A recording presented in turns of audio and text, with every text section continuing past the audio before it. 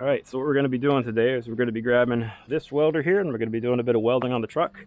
But plot twist, I'm going to actually be doing it off of battery power. So this probably looks pretty sketch because it's not a finished setup. That's 400 amps of lithium for 4,800 watt hours, and we're going to hook this guy up to this inverter. So anyways, we're not grid tied.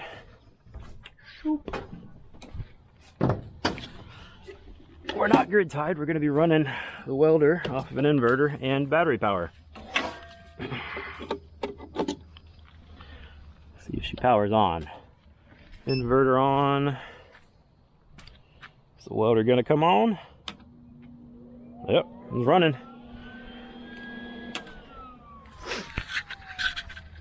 All right, so real quickly, I'm gonna take you back in here because there's one more thing I want to note. Normally, people do welding. It's stick welding, and they do it off of usually two 12-volt batteries. So that's not what I'm doing. Obviously, we've got 4 lithium batteries, an inverter, and a welder, and we're gonna be MIG welding, not stick welding. I'll get into why I want to do this later, but it's different than what most people do when you're welding remotely or off of battery power. All right, so I got everything set up and running here. Getting ready to weld this guy. You'll notice I got my ground clamp super close to what we're welding. All right, I got the ground clamp super close to what I'm welding here because I don't want any current flowing through anything else around here. So I want the current to flow through this metal that's right here, which I'm going to be welding. Also, what we're welding here, this is a Toyota Tacoma, and these things are pretty prone to bending these cam tabs over. So what I'm going to do is just weld the back of the tabs. Also, battery's disconnected. My battery's relocated to the back, so it's back there. And also, other things too, I'm gonna have this camera right here running on the batteries because this is a very temporary battery setup, and this big line that is supplying the inverter over there that we're actually running the welder off of does not have a fuse in it, and it should. And actually, some of these are like they were just temporary connections that I made, but they should be able to handle the current for a short while. And if anything catches on fire, you'll know. So anyways, I think that's everything. Let me go suit up and see if we can weld on battery power. All right, let's see what happens.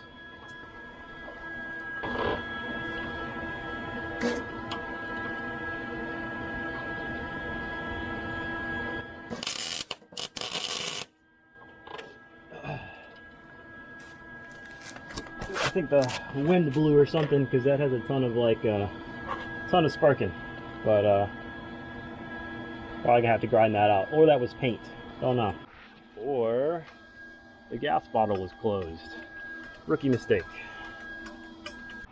All right, so that's got a ton of porosity in there, so we got to go grind that out before we weld it.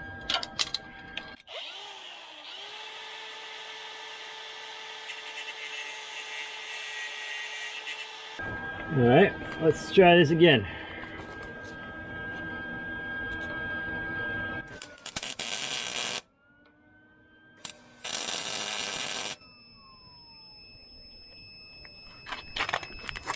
Oh. You can hear that. The inverter did not like that. And the welder cut out too. Darn. Oh. It came back on. Interesting. And that, I don't know if you can see that green LED is still on. Dang, that sucks. I really wanted to be able to do that. Looks like everything in here is fine. All right, perhaps I figured out what happened here. So these guys are breakers on every battery you're supposed to have them when you got this many batteries in parallel. If you look at that breaker, that does not look like that, and neither does that guy. So it popped 2 of the breakers. So 60 amp breakers. Yeah, I have no idea. That should be under the current draw of the inverter, and it's weird that it popped 2 and not both of them. But easy to reset. All you have to do is that if you've never messed with breakers before. But I'll give it another try. I don't know if maybe those got bumped in transportation because we are in a trailer right now. So I think we'll give it another try. Obviously, if those 2 breakers broke, that would have I would have seen a huge, way less power than that inverter is actually rated for. Way less power than the welder was asking for, essentially. All right, so I'm welding right here. The ground clamp's kind of in my way as I try to weld down this guy, so I think I'm gonna try to move it up here, but it won't ground because of the paint. So we're gonna clean a bit of the paint off right there so it can ground and we can get a weld and it won't be in my way.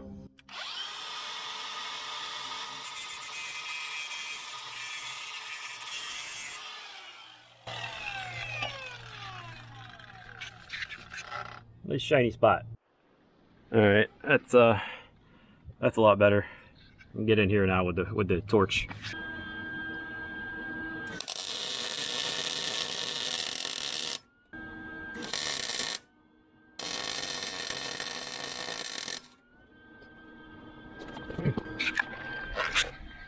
It ain't pretty, super weird angle to weld on, but yeah, it's a weld. That's a weld with a welder powered by an inverter off of battery power. That's badass. All right, so MIG welding off of battery power is cool, but why is it important? Well, to me that's pretty important because I do fabrication stuff and I want to be able to do it essentially off grid. The other thing too is you can do that thing that I talked about where you hook a like 2 car batteries up and use a stick welder with that, but stick welding is kind of a nightmare when you compare it to MIG welding, which is what we just did, or TIG welding. TIG welding is how you get those really beautiful welds that you see on Instagram and stuff like that. But on top of those things, I also want to be able to use those batteries to weld, because what I want to do is take this trailer and turn it into the same thing that this garage was. So I used to fabricate all kinds of things out of this garage. I'll show you the custom work that's done on the truck in a second. But essentially what I want to do with this is we're going to take the first like 4 feet approximately of that trailer, and it's going to be a camper, and then the last 8 feet will actually be a workshop. So I have like material storage on this side, there's already a toolbox, and we'll have welders and chop saws and stuff like that in here. It's going to be super cool, be able to charge power tools and stuff off that same battery system. Obviously there's going to be solar up on the roof. Should be awesome. So you probably already saw the front end. There's all aluminum rock slider side step type of deals down there, but the real gem on this truck is that custom flatbed right there. So gonna be a custom camper sitting on a custom flatbed. Should work super nice. So another cool thing, that tree looks super cool behind me. That's not what I'm trying to show you. Another cool thing that we can run off the battery system is that's an air conditioner and a fridge, and I'll have a water pump and whatnot in here. Maybe do induction cooking as well. If not, we've got a propane stove right there. But this front living quarters should be super luxurious, other than the fact that it's kind of small.